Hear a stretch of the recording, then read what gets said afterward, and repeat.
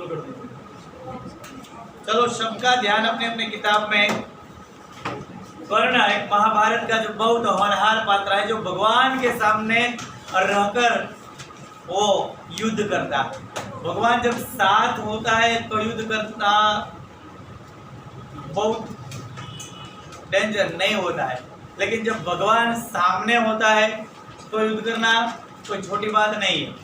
तो जो कर्ण यानी कि आप सभी को पता है महाभारत में जो बहुत बढ़िया यानी कि जो होनहार पात्र यानी कि दानवीर, जब हम बोलते हैं दानवीर कर्ण, तो यहाँ पर उनके जीवन का दर्शन यानी कि हमें कुछ पढ़ना है। और जब महाभारत का युद्ध कल से शुरू होने वाला है तो आज शाम को भगवान कृष्ण कर्ण को समझाने के लिए आते हैं कि आप हमारे पक्ष में आ जाइए। तो उस वक्त कर्ण क्या जवाब देता है भगवान को, और इसलिए जो जवाब दिया है तो कवि ने हमें ये बताया कि कर्ण भगवान को क्या कहते हैं। रामधारी से दिनकर, जन्म सन 1908, निधन सन 1974। हिंदी के सुप्रसिद्ध कवि रामधारी से दिनकर का जन्म बिहार के मुंगेर जिले के सिमरिया नामक गांव में एक किसान परिवार में हुआ था। स्ट्रेट। उन्होंने प्रारंभिक शिक्षा मुंगेर तथा उच्च शिक्षा पटना में प्राप्त की। पटना विश्वविद्यालय के स्नातक से उपाधि प्राप्त करके कुछ समय तक अध्यापन कार्य किया। दिनकर जी सीतामढ़ी में सब रजिस्ट्रार और मुजफ्फर कॉलेज में हिंदी विभाग के अध्यक्ष रहे। वे भागलपुर विश्वविद्यालय के उपकुलपति और भारत सरकार के हिंदी सलाहकार समिति के अध्यक्ष भी बने रहे थे। दिनकर जी की सबसे बड़ी विशेषता है अपने देश और युग के प्रति जागरूकता। कवि ने तत्कालीन घटनाओं विषमताओं का खुलकर चित्रण किया है। उनकी वाणी में शक्ति है, ओज है। उनकी कविता में शोषित और पीड़ित वर्ग की व्यथा और उसमें मुक्ति का संघर्ष है। उर्वशी, रश्मिरथी, रेणुका, हुंकार, रसवंती, कुरुक्षेत्र उनकी काव्य कृतियां हैं। उर्वशी के लिए उन्हें सन 1972 का ज्ञानपीठ पुरस्कार मिला था। संस्कृति के 4 अध्याय उनका चिंतन ग्रंथ है, जिसे साहित्य अकादमी पुरस्कार से सम्मानित किया गया। अर्धनारीश्वर, अर्धनारीश्वर का मतलब है जो आधारूप नारी का है और आधारूप भगवान का है, यानी कि भगवान शिव।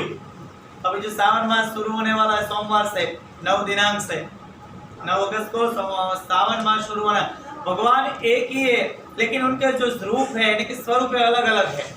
उनमें सबसे ज्यादा तो शुभ्र यानी कि शीघ्र शुभ फल देने वाला है, यानी कि शीघ्र प्रसन्न होने वाला है। तो महादेव का अर्धनारी स्वरूप है, क्योंकि उनमें दोनों का हृदय है, माता का भी हृदय है और पिता का भी हृदय है। अर्धनारीश्वर यानी कि आधारूप नारी का और आधारूप है वो पुरुष का। अर्धनारीश्वर जो लेखक ने यहाँ पर जो कवि श्री रामधारी से दिनकर ने वो बुक यानी कि वो पोएम लिखा है। मिट्टी की ओर आदि उनकी प्रमुख रचनाएं है। उनका कृतित्व गुणवत्ता और परिमाण दोनों दृष्टि से विपुल है। यानी कि अब जो काव्य में की गई बात, प्रस्तुत खंड काव्य में रश्मिरथी महारथी कर्ण के करुण किंतु भव्य जीवन की मीमांसा करने वाला खंड काव्य है। सारे अन्यायों को सहकर कर्ण जन्मजात महानता पर पुरुषार्थ जन्य महानता के विजयी चाहता। भगवान कृष्ण जन्म से महान है, भगवान है वो, लेकिन कर्ण है इज इक्वल टू कृष्ण। कर्म से वो जन्म से महान नहीं है, लेकिन जो कर्ण है वो work is worship, work is worship.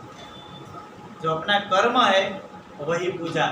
तो इस तरह जो कर्ण है, कर्म के माध्यम से भगवान पर विजय पाना चाहते। जो कृष्ण है भगवान जन्म से भगवान है, महान है, ग्रेट है, जबकि कर्ण है वो जन्म से ग्रेट नहीं है, लेकिन अपने कर्म से वो ग्रेट। तो यहाँ पर अंत में जब पांडव श्रेष्ठ के रूप में सब कुछ प्राप्त करने का प्रलोभन सामने आता है, तब भी अविचलित रहता है। जिसने आज तक साथ दिया उस मित्र को किसी भी मोल पर छोड़ना नहीं चाहता। दुर्योधन ने कृष्ण को दुर्योधन ने जब कर्ण को सभी ने त्याग कर दिया था, तो दुर्योधन ने उनका मित्र बनाया था और अपने राज्य में से थोड़ा हिस्सा दिया था। अंग देश का दुर्योधन ने कर्ण को राजा बनाया। तो महाभारत का युद्ध कल से होने वाला है, तो कृष्ण उनको समझाने के लिए आते हैं, आप कल से हमारे पक्ष में आ जाइए वरना आपका विनाश हो जाएगा। तब कर्ण क्या जवाब देता है, और उनके लिए आपको एक काव्य पढ़ना पड़ेगा। कर्ण एक ऐसी विभूति है, भगवान जैसी विभूति। भगवान को बोल देते हैं मैं आपके साथ आने वाला नहीं हूं, मैं आपके सामने लड़ने वाला हूं। ऐसा कौन कह सकता है? कर्ण और कर्ण जैसे लोग। ये आप भी कह सकते हैं यदि आप भीतर से महान है तो। दिखावे के लिए महान इंसान कुछ नहीं कर सकता है। कृष्ण कर्ण को पांडवों के पक्ष में आने के लिए उससे मिलते हैं, उस कथा प्रसंग से काव्यांश लिया गया है। वैभव विलास की चाह नहीं, अपनी कोई परवाह नहीं, बस यही चाहता हूँ केवल दान की देव सरिता निर्मल, करतल से जरती रहे सदा, निर्धन को बढ़ती रहे सदा। बस ये वैभव विलास यानी कि धन संपत्ति। कर्ण भगवान को बोल देते, कर्ण ने, कृष्ण ने कहा आप हमारे पक्ष में आ जाए, कल से महाभारत का बहुत भयंकर युद्ध होने वाला है। कर्ण ने मना कर दिया, मुझे आपके साथ नहीं आना है, मैं आपके सामने रहकर लड़ने वाला हूँ। वैभव विलास की चाह नहीं, मुझे प्रॉपर्टी धन संपत्ति की इच्छा नहीं है, अपनी कोई परवाह नहीं, ना तो मुझे मेरी चिंता है, अपनी कोई परवाह नहीं, मुझे मेरी चिंता नहीं, बस यही चाहता हूँ मैं तो फक्त यही चाहता हूँ। क्या चाहता हूँ?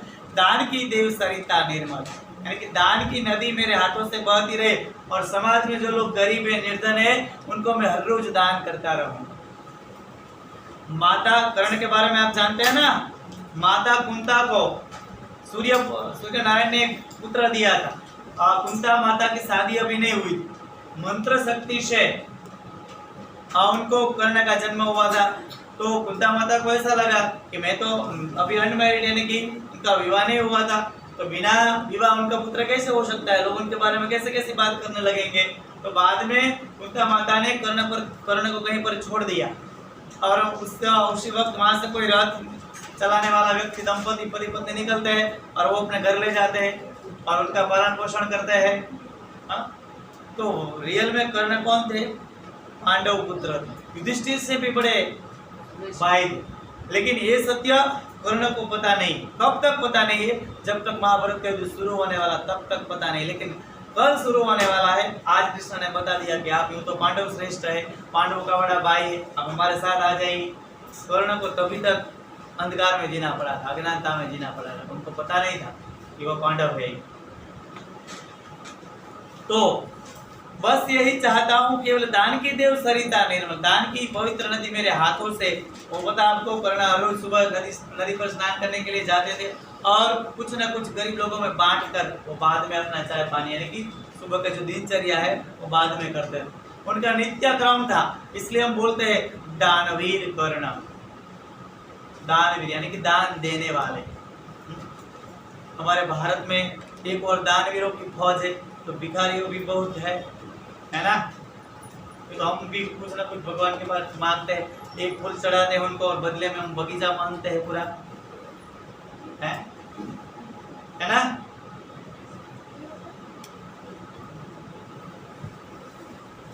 करतल से झरती रहे, करतल यानी कि हथेली, करतल से यानी कि मेरी हथेली से हर रोज कुछ ना कुछ दान होता रहे। तुच्छ है राज्य क्या है केशव, केशव यानी कि श्री कृष्ण, तुच्छ यानी कि तणकला समान, सूता घास નો તણકલો હોય એની આમથી આમ પવનથી ઉડતું રહે।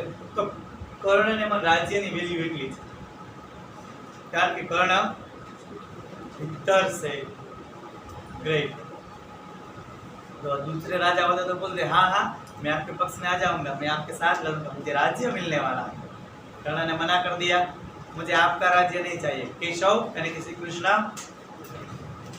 तुच्छ है, राज्य क्या है केशव, पाता क्या नर कर प्राप्त विभव। पहले बहुत बड़ी संपत्ति को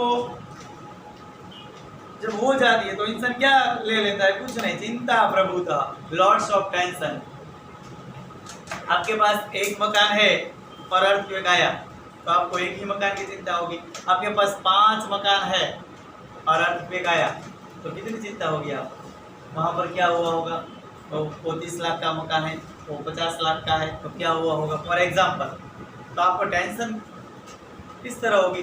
ज़्यादा मकान है तो ज़्यादा चिंता, है ना। प्रॉपर्टी इतनी होनी चाहिए वो हमारा ध्यान रखे, लेकिन प्रॉपर्टी इतनी नहीं होनी चाहिए कि हमें उनका ध्यान रखना पड़े। प्रॉपर्टी ज़रूरी है लेकिन इतनी नहीं कि हम उनके ध्यान रखने में हमारा जीवन पूरा पूर्ण हो जाए। ऐसी प्रॉपर्टी नहीं चाहिए हमें। प्रॉपर्टी ज़रूरी है लेकिन इतनी प्रॉपर्टी ज़रूरी है कि प्रॉपर्टी हमारा ख्याल रखे, हमें उनका ख्याल रखना पड़े और हमारा समय बीत जाए जीवन का और हमारा जो शरीर है रोग का भोग बन जाए, इतनी प्रॉपर्टी हमारे लिए ज़रूरी नहीं। अंडरस्टैंड। तो यहाँ पर पाता क्या नर कर प्राप्त कवि को लोग बड़ी बड़ी संपत्ति प्राप्त कर क्या पाता है, यानी कि सु मेरे वैसे कर्ण के मत अनुसार जो सबसे पहले कर्ण की अभिलाषा क्या है, अभिलाषा यानी कि इच्छा। तो कर्ण की इच्छा एक ही है और रोज गरीब लोगों को दान देता रहे। दान देना बहुत, दुनिया में 3 दान बहुत बढ़िया दान है। सबसे पहले अन्न दान यानी कि अनाज का दान, बाद में वस्त्र दान, वस्त्रों का दान, और तीसरा जो है विद्या दान, नॉलेज। सबसे पहले खाना जरूरी है, विद्या है या नहीं है तो चलेगा, लेकिन खाना नहीं है तो चलने वाला नहीं। सबसे बढ़िया दान है तो अन्न दान है, बाद में वस्त्र दान है और विद्या दान। तो कोई भी आप दान कर सकते हैं। दान से हमारे पुण्य का जो पल्ला है वो भारी होता है, और दान दिया हुआ दान बुरे समय में हमारी रक्षा करता है। और हमारे पास कुछ नहीं है तो देने की जरूरत नहीं, लेकिन आप कुछ ना कुछ भाव से देते हैं तो उनका बहुत इम्पोर्टेंस जीवन में। और दान किस तरह देते हैं उनका इम्पोर्टेंट, दान देते वक्त आपका भाव कैसा है। आप करोड़ रुपया का दान लिखवाए और आप में बहुत अहंकार है, अभिमान है, तो दान इम्पोर्टेंट नहीं है। लेकिन भाव से आप रुपये का भी दान करते हैं, भगवान भाव के भूखे हैं। ये तो पूरा ब्रह्मांड उनका है, उनको कुछ नहीं चाहिए, लेकिन दान करते वक्त हमारा भाव कैसा है ये बहुत इम्पोर्टेंट बात है। किसी को मदद करते वक्त हमारी जो ऐसी अच्छी भावना है तो आपको उनका बहुत अच्छा फल मिलेगा। लेकिन ऐसा भी नहीं कि नाम के लिए चलो मैं मेरा नाम लिख दीजिए, मेरा नाम लिख दीजिए, मैं दान दे रहा हूँ, तो जो अभिमान है उनका बहुत इम्पोर्टेंट। वो 3rd कक्षा का दान है, नाम के यानी कि प्रसिद्धि के लिए दिया गया दान 3rd कक्षा का। आप इस हाथ से दान करते हैं तो ये हाथ को भी पता नहीं होना चाहिए, यानी कि गुप्त दान। दान का महिमा ऐसा है। लेकिन अब तो क्या करते हैं, 2, 3, 5 रुपये की मदद करते हैं और फेसबुक में फोटो खिंचवाते हैं, शेयर करते हैं दिखावे के लिए। क्या जरूरत है? जरूरत इनकी है क्या? हाँ, यदि आप किसी को दान दे रहे हैं, आपका भाव ऐसा है कि मुझे देखकर कोई और लोग दान करे तो ये आपका भाव अच्छा है, तो आप फोटो खिंचवा कर बेच सकते हैं। लेकिन कहने का मतलब ये आपको पता भी नहीं और समाज में मेरी वाह प्रशंसा होगी और इसलिए मैं दान कर रहा हूँ, तो जो आपका ये भाव है, विचार है, वो बुरा है। कहने का मतलब है, लेकिन जो भी है पुण्य पाप तो हमसे होता ही रहता है, लेकिन पुण्य हमें करना पड़ता है ना। तो कुछ ना कुछ तो आपने भगवान बुद्ध की बात सुनी है, वो मूर्ति वाली, वो इस गर्ल्स के पास के काट चुकाया हुआ सिक्का है वो नहीं लेते हैं जो लामा है, और बाद में उनकी मूर्ति पर हास्य नहीं होता है। धीरे धीरे जो लोग दूसरी बार जाते हैं और बोलते हैं भैया आपके पास जो सिक्का है वो दे देते हैं, बाद में जो मूर्ति है उसमें लाफिंग मुद्रा बनता है। कहने का मतलब जो भी हम देते हैं भाव से दीजिए। और आगे तो यहाँ पर चिंता प्रभुत्व यानी कि लॉर्ड्स ऑफ कर्ण के मतानुसार जो ज्यादा संपत्ति है तो चिंता ज्यादा होती है, अत्यल्प पास यानी कि अपना विनाश होता है। अत्यल्प खूब ઓછો આપણે દરરોજ વધારે પડતી પ્રોપર્ટી હોય તો એની ઇફેક્ટ ક્યાં પડે? ચિંતા થાય આપણે, ઓલા પણ શું થયું છે, ઓલા પણ કેટલું કામ બાકી રહી ગયું છે, ઓલા પણ કોણ લઈ ગયો છે, यानी कि उनका जो इफेक्ट होता है हमारे माइंड पर होता है, सीधा उनका इफेक्ट हमारे बॉडी पर होता है, और जो आरोग्य हमारा हेल्थ है बिगड़ जाती है। चिंता प्रभुत्व अत्यल्प पास कुछ चाक चीके का मतलब कुछ चमक दमक। चाक चीके यानी कि जो लोग घर को सजाते हैं, बड़ी बड़ी महंगी स्टाइल लगवाते हैं, बड़े बड़े महंगे फुवारे नल, यानी कि ये जरूरत नहीं है। आप चाहे तो 10 लाख का भी मकान यानी कि 15 लाख का भी बना सकते हैं और 15 करोड़ का भी बना सकते हैं। जरूरी नहीं है कि 15 करोड़ में हम लोग सुखी रह सकते हैं। हमारी मानसिकता कैसी है? यदि हमारी मानसिकता अच्छी है, मेंटालिटी, तो हम झोंपड़े में भी खुश रहेंगे, यानी कि जो कि जहाँ पर भी रहते हैं वहीं पर हम खुश हैं। तो अत्यल्प हास कुछ चाक चिक यानी कि चमक दमक, बड़ी बड़ी महंगी स्टाइल लगवा कर, बड़े बड़े महंगी रोशनी करवाते हैं सीरीज लगा कर, जरूरत नहीं है। कुछ चाक चिक या कुछ क्षण विलास, विलास का मतलब है सुख उपभोग। आपके पास एक बाइक है और आप सोचेंगे मैं गाड़ी ले लूँ, अपनी गाड़ी ले ली, बाद में सोचेंगे अब तो बड़ी गाड़ी चाहिए। जो हमारी इच्छा है वही हमारे दुख का कारण। इच्छाओं पर कंट्रोल करना चाहिए। आप सपने ऐसे देखिए जो आप पूरा कर सके। The other activity stop. चिंता प्रभुत और अत्यल्प हास कुछ चापचिक या कुछ क्षण विलास। चिंता प्रभुत વધારે પડતી चिंता, पर वह भी यही गवाना है, कुछ साथ नहीं ले जाना है। कुछ आप साथ ले जा सकते हैं। प्रॉपर्टी आपके पास करोड़ की है, 2 करोड़ की है, यानी कि आप अब्जोपति है, तो क्या आप कुछ साथ ले जा सकते हैं? कुछ साथ नहीं जा सकते। यदि ले जा सकते हैं तो आपने जो दान में दिया है वो आपके साथ आने वाला है। कभी कवि ने बता दिया हमें, इंसान के साथ दो मरता है तो शरीर मरता है, आत्मा तो मरती नहीं। इसलिए हमारे साथ 2 चीज आने वाली है। कौन सी 2 चीज? जो एक अपने हाथ से दिया हुआ दान, ऐसा नहीं है कि आपने हाथ से, यानी कि आप किसी कहीं पर बेच देते, लेकिन जो आपने दान दिया है वो आपके साथ आने वाला है। और दूसरा जो आपने यज्ञ में आहुति दी, सिर्फ प्रॉपरली, वो था यज्ञ में जो आप आहुति देते हैं वो आपकी रक्षा बनकर है। यानी कि 2 चीज आपके साथ आती है इंसान के मरने के बाद भी, उनके आत्मा के साथ रहती है। जो दान में दिया गया है और यज्ञ में जो हवन किया गया। हवन, सूर्य में है कितनी तपन, सूर्य में है कितनी तपन, दिए में है कितनी जलन, बता सकते हैं वही लोग जिनकी जिंदगी है हवन। यज्ञ के समान, यज्ञ में दिया ही जाता है, कुछ लिया नहीं जाता, लेकिन हमें बहुत अच्छा फल मिलता है। फल मिलेगा ऐसा सोचकर हमें यज्ञ नहीं करना चाहिए।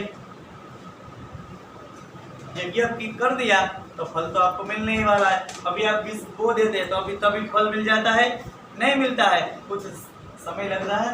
अभी आपने पेपर लिख दिया, उसी वक्त आपको मार्क्स मिल जाता है? नहीं मिल जाता है, तो थोड़ी वेट करनी चाहिए।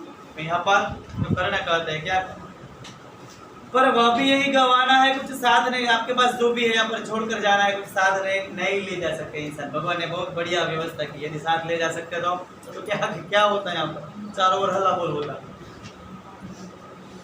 समझ में आता है ना? मुझे ये ले जाना है, मुझे ये ले जाना है स्वर्ग। लेकिन स्वर्ग भी यहीं पर है, नर्क भी यहीं पर। जो आप सुखी से जीते हैं वो स्वर्ग है, और दुखी में जीते या दुख खड़े करते हैं आप, या दूसरों को दुख देते हैं, वो नर्क है। मुझसे जो मनुष्य होते हैं कंचन का भार न ढोते हैं, पाते हैं धन बिखराने को, लाते हैं रतन लुटाने को। करना भगवान को बोलते हैं, मेरे जैसे जो लोग होते हैं कंचन का भार यानी कि सोने का भार सहन नहीं करते। और आप जो दूसरे लोग धन पाते हैं तो मैं भी पाता हूँ, लेकिन मेरा धन जो है वो लोगों में बांटने के लिए, दानवीर करना। सिट स्ट्रेट करो, बार बार मुझे कहना पड़ेगा ये। पाते हैं धन बिखराने को, लोगों में बांटने के लिए मेरा धन है। लाते हैं रतन लुटाने को, रतन यानी कि सोना चांदी महंगी चीज है, रत्न, और लोगों में बांटने के लिए, लोगों को देने के लिए। वर्ण ऐसा आदमी था, ऐसा दानवीर था। और हमारे पास जो बड़े बड़े दानवीर है, दानवीर तो है नहीं, बड़े बड़े धन संपत्ति वाले लोग हैं, वो अपने के लिए नहीं, अपने लिए भी कुछ नहीं खर्च कर सकते और रख देते हैं तिजोरी भर भर कर। संपत्ति ऐसी होनी चाहिए कि परोपकार यानी कि अच्छे काम में मदद आए। यानी कि फॉर एग्जांपल जो अब जलाराम का मंदिर है वीरपुर में, वो 200 साल से लोगों को मुफ्त में खिला रहे हैं। तो यदि आप ऐसी जगह है, ऐसा मंदिर है, वहाँ पर दान देते हैं तो आपको बहुत पुण्य मिलने वाला है। लेकिन जो करोड़ की गाड़ी में संत फिरते हैं, करोड़ की गाड़ी में, उनको दान देने वाला है तो आपको पाप मिलने वाला है। वहाँ पर दान देना नहीं चाहिए। दान वहीं पर देना चाहिए जहाँ जरूरत है। अच्छे लोगों को दान देना चाहिए। यदि कोई पियक्कड़ है तो उनको दान देने वाला है तो आपको पाप मिलने वाला। अंडरस्टैंड? आपका पैसा वहीं पर दीजिए जहां पर आपको पुण्य मिले। दान देने वाला सुपात्र, दान लेने वाला सुपात्र, यानी कि योग्य पर्सन होना चाहिए। यदि आपके पास कोई घर खरीद कोई आता है और बोलते हैं मुझे खाना खिलाए, तो आपको खाना खिला देना चाहिए बाहर बिठा कर। यदि घर में अभी ऐसे घटनाएं घटती है, वो क्लोरोफॉर्म लेकर आते हैं, हम सुला देते हैं और बदले में जो भी है ले चले जाते हैं। ऐसे लोगों को दान देना। जग से कभी ना कुछ लेते हैं, दान हृदय का देते। करना बोलते हैं भगवान मेरे जैसे लोग दुनिया में से कुछ लेते नहीं, लेकिन दान हृदय का यानी कि हार्टली मदद करते हैं, हृदय आप दूसरे लोगों को मदद करते हैं। प्रासादों के कनकाभ शिखर होते कबूतरों के घर। प्रासाद यानी कि राजमहल, राजमहल के जो सोनेरी शिखर होते हैं, वो कबूतर यहाँ पर बैठते हैं। करना बोलते हैं मैं कबूतर नहीं हूँ। करना बोलते हैं राजा कबूतर जैसे होते हैं, तो करना बोलते हैं मैं राजा से भी बढ़कर। प्रासादों के कनकाभ शिखर होते कबूतरों के घर। राजमहल के जो सोनारे शिखर होते हैं, मंदिर पर शिखर होते हैं, तो राजमहल पर भी शिखर होते हैं, तो वहां पर कबूतर बैठता है। तो करना अपने आप को कबूतर नहीं, अपने आप को गरुड़ जैसे बनाते हैं, बताते हैं। अब करना क्या कहते हैं, मैं गरुड़ जैसा हूँ, मैं कबूतर जैसा नहीं हूँ। प्रासादों के कनकाभ शिखर होते कबूतरों के घर। महलों में गरुड़ न होता है, कंचन पर कभी न सोता है। महलों में गरुड़ नहीं होता है, गरुड़ तो पर्वत के ऊंचाई पर होता है, पहाड़ पर होता है, और कबूतर छोटी छोटी ऊंचाई पर होता है। हाँ? तो कर्ण यहाँ पर अपने आप को गरुड़ जैसे बता दे। कंचन पर कभी न सोता है, बसता हुआ कहीं पहाड़ों में, शैलों की फट्टी दरारों में। शैल यानी कि पर्वत, दरार यानी कि तिरार। जो गरुड़ है वो पर्वतों की तिरार पर, यानी कि गिरनार पर्वत जैसे ऊंचे ऊंचे पर्वत, वहीं पर होता है गरुड़। होकर सुख समृद्धि के अधीन, मानव होता नित तप क्षण। यदि आपके पास बहुत फैसिलिटी है तो आप शरीर से कमजोर होंगे। बहुत फैसिलिटी अच्छी नहीं है, घर जाते हैं तो पेरेंट्स बोलेंगे, मम्मी और पापा दोनों में से क्या, लाइए बेटा लाइए, क्या बेग रख लो, तो ये अच्छी बात नहीं है। आपको थोड़ा दर्द, यानी कि शरीर को थोड़ा दर्द देना जरूरी है। लेकिन आपने शरीर को दर्द ही नहीं दिया, लेकिन कभी ऐसा दर्द मिलेगा तो आप सह नहीं पाओगे। इसलिए हर रोज थोड़ा थोड़ा दर्द है वो सहन करना चाहिए, क्योंकि सुख और दुख जीवन का क्रम। ना आप सुख से बच सकते हैं, ना आप दुख से बच सकते हैं। अब ये मन तक ही है, दोनों भूल जाइए, आप खुश रहिए कि आज सुख है, आज कैसा है, ऐसा है। सुख और दुख दोनों भूल जाइए, और आप तटस्थ बन जाइए तो बहुत सुख है। लेकिन आज ऐसा लगा, आज मुझे ये खाना नहीं अच्छा लगा, आज मुझे कितना होमवर्क करना पड़ा, होता है कभी कभी। ये तो आप जीव यानी कि अपने माइंड का जो इफेक्ट है, ये मुझे अच्छा नहीं लगता, खाना खा लेना चाहिए, जो भी मिलता है प्रसाद मानकर खा लीजिए। मुझे अच्छा नहीं लगता है, क्यों ये बनाया, आपको तो बनाया और मिला है, लेकिन कईयों को मिलता भी नहीं है ना। होकर सुख समृद्धि के अधीन, मानव होता नित तप क्षण। नित यानी कि एवरीडे, तब अपना तेज खो बैठता है इंसान। बहुत फैसिलिटी जहाँ पर होती है तो अच्छी बात नहीं है। सत्ता किरीट मणिमय आसन करते मनुष्य का तेज हरण। सत्ता यानी कि पद, किरीट यानी कि मुगट, मणिमय आसन यानी कि रत्न जड़ित सिंहासन, रत्न से जड़ा हुआ। जबकि आपने बाहुबली फिल्मों में जो राजमाता शिवगामी का सिंहासन देखा, यानी कि कोई भी सिंहासन यानी कि रत्न से जड़ा हुआ, यानी कि महंगा सिंहासन। तो करते मनुष्य का तेज हरण, ये मनुष्य का तेज हर लेता है, यानी कि मनुष्य का अपना भीतर का जो तेज है वो कम कर देता है। फॉर एग्जाम्पल, जो हमारे बड़े बड़े अधिकारी 80,000 पगार वाले, वो 8,000 के पगार वालों से लांच मांगते, तो अपना तेज खो बैठता है, उनकी आत्मा मर जाती है भीतर ही भीतर। तो मनुष्य का तेज यानी कि अपना तेज यानी कि आत्मा का तेज वो खो बैठते हैं। नर विभव हेतु ललचाता है, पर वही मनुष्य को खाता है। मनुष्य प्रॉपर्टी के लिए ललचाता है और बाद में प्रॉपर्टी है इंसान को खा जाती है। प्रॉपर्टी की व्यवस्था में इंसान का जो जीवन है गुजर जाता है, पूरा हो जाता है।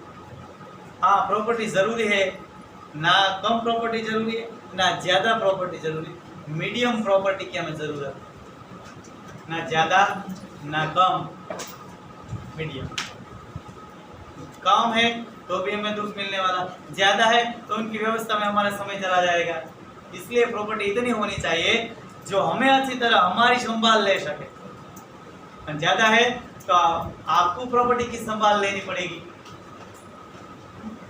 तो नर विभो हेतु ललचाता है पर वही मनुष्य को खाता है। ज्यादा प्रॉपर्टी मनुष्य को खा जाती है। चांदनी पुष्प छाया में पल नर गले बने सुमधुर कोमल। चांदनी पुष्प छाया में पल यानी कि बहुत आपके घर फैसिलिटीज है और आपका जो पालन पोषण माता पिता ने बहुत अच्छी तरह कर दिया है, पेरेंट्स ने, पर अमृत क्लेश का पिए बिना आत्म बंधन में जिए बिना वो पुरुष नहीं कहला सकता, विघ्नों को नहीं हिला सकता। आत्म यानी कि जीवन का जो दुख है, अंदर यानी कि जो जीवन का तूफान,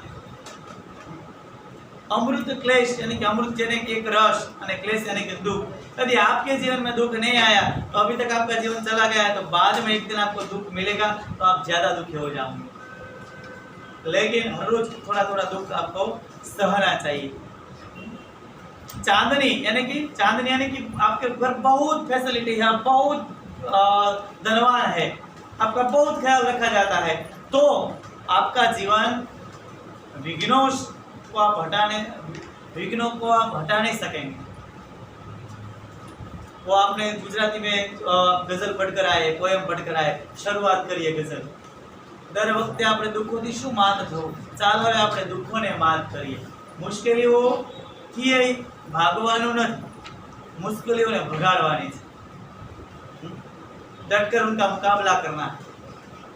जो आपके जीवन में जो भी मुश्किलियां है उनका डटकर मुकाबला करना है और मुश्किलों को भगा देना है, हमें भागना नहीं है। लोग डर जाते हैं, मर जाते हैं, आत्महत्या कर लेते हैं ना, लेकिन ये नहीं करना है। आत्महत्या कायरों का काम है, हमें डटकर मुकाबला करना है। मान सम्मान कभी सहना पड़ेगा तो भी कभी तो चलना ही पड़ेगा। और क्या कौन ऐसा इंसान है, भगवान को भी यहाँ पर अपमान सहन करना पड़ा था। अमृत क्लेश का पिए बिना आत्म बंधन में जिए बिना वह पुरुष नहीं कहला सकता, विघ्नों को नहीं हिला सकता। आत्म बंधन यानी कि जीवन में जो दुख है अंदर यानी कि जो तूफान है, और वही पुरुष कहला सकता है जो सब सहन कर सकता है। अमृत क्लेश का यानी कि दुख का अमृत पीना है और बाद में आपने जो दुख का अमृत पिया है तो आपका जीवन सुखी हो जाएगा। लेकिन आपने जो दुख का अमृत पिया ही नहीं है तो आपका जो सुख है वह दुख बन जाएगा। तो आपको अमृत क्लेश का पिए बिना आत्म बंधन में जिए बिना वह पुरुष नहीं कहला सकता, विघ्नों को नहीं हिला सकता। वो आपको विघ्नों को हिला देना है। आपके मार्ग में जो भी कांटा है यानी कि जो दुख है, दर्द है, वो सब चलकर उनको उछल कर चल निकलना है। ये शिक्षा है। बाद में आप ज्यादा मार्क्स ला दिया और ये पोएम भूल गए तो शिक्षा नहीं। एग्जाम यानी कि परीक्षा लक्ष्य नहीं है, ये नॉलेज, और नॉलेज है वो जीवन लक्ष्य यानी कि आपके लाइफ में काम आना चाहिए। और ना 9th स्टैंडर्ड में पढ़ेंगे बाद में भूल जाएंगे, ये भी भूल जाएंगे कि हम ऐसी कविता पढ़े थे, सर ने हमें इस तरह समझाया था, भूल जाएंगे आप। लेकिन आपको ये लाइफ टाइम याद रखने का है कि और सुख और दुख जीवन का एक क्रम है। हमारा जो स्टडी है वो जीवन लक्ष्य यानी कि लाइफ ने गुजारे सुंदर बना। विघ्नों को नहीं हिला सकता, उड़ते जो झंझावातों में, पीते जो वारी प्रपातों में। तो झंझावात यानी कि बारिश के साथ जो तूफान होता है तो भी गरुड़ वहां पर उड़ते रहते हैं।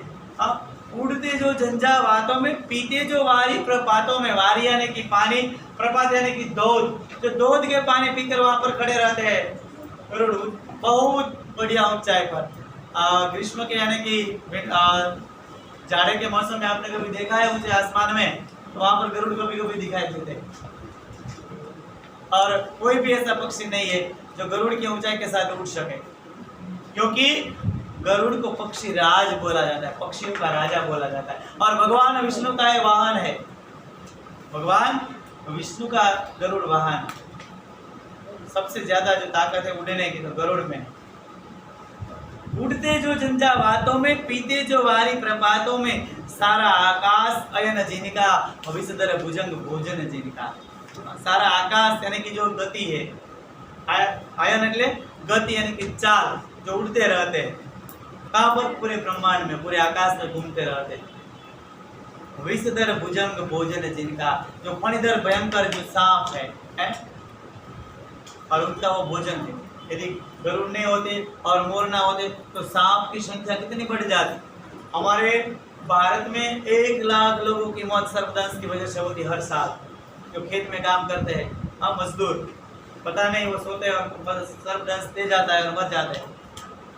हर साल पूरे भारत में 90,000 से लेकर 1 लाख लोगों की मौत सर्पदंश की वजह से होती।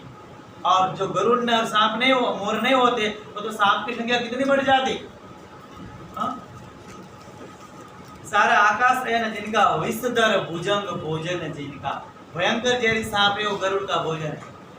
तो कर्ण यहाँ पर अपने को गरुड़ जैसे बताता, मैं गरुड़ जैसा हूँ और मैं जो डेंजर जीव है उनको मैं यमलोक में भेज देने वाला हूँ। कर्ण सारा आकाश है न जिनका, विषधर भुजंग भोजन जिनका, वे ही फणिबंध छुड़ाते हैं। फणिबंध यानी कि नागपाश, जो राम और लक्ष्मण को भी नागपाश असर हुआ था, मूर्छा आ गई थी ना उनको। तो नागपाश का मतलब ये है कि किसी ने सांप को डस लिया तो उनका क्या हालत कैसी हो जाती है, बेभान जैसी, वो अपना पान भूल जाता। तो ऐसे समय में उड़ते जो झंझावातों में, पीते जो वारी प्रपातों में, सारा आकाश है न जिनका, विषधर भुजंग भोजन जिनका, वे ही फणिबंध छुड़ाते हैं। फणिबंध यानी कि नागपाश, फणिबंध का मतलब है नागबंधन।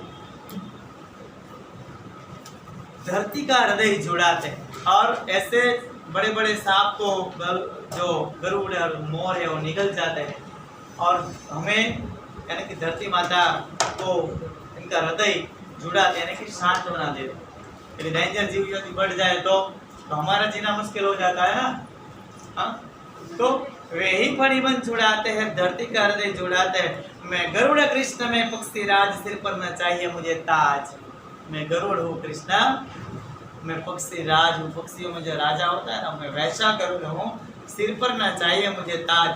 आप मुझे राज्य देने वाले बदले में आप राज्य का ताज पहनाएंगे, मुझे नहीं चाहिए, मुझे मुकुट नहीं चाहिए। दुर्योधन पर है विपद घोर, जो मेरा मित्र दुर्योधन है उन पर कल से युद्ध शुरू होने वाला है, तो बहुत बड़ी आपत्ति है। विपद घोर यानी कि बहुत बड़ी मुश्किल है कि सकता ना किसी विषु से छोड़, कोई किसी भी प्रकार का आवेश यानी कि जहर उनको छोड़ नहीं सकता है। तो मुझे दुर्योधन की रक्षा करनी है और आपके सामने रहकर मुझे लड़ना है। रणखेत पाटना है मुझको, कहीं पास काटना है मुझको। रणखेत यानी कि युद्ध क्षेत्र, रण मैदान में आपके सामने रहकर मुझे लड़ना है और मेरे जो सामने है उनका ढेर लगा देना है और मेरे मित्र जो दुर्योधन है उनको बचाना है। कहीं पास यानी कि नाग का जो पास है उनका बंधन काटने का और दुर्योधन की मुझे रक्षा करने की है। इसलिए मैं आपके साथ आने वाला नहीं हूँ, लेकिन मैं आपके सामने रहकर लड़ने वाला हूँ। ये पोएम है, उनका भाषांतर आपको कल लिख कर आना है। और दूसरा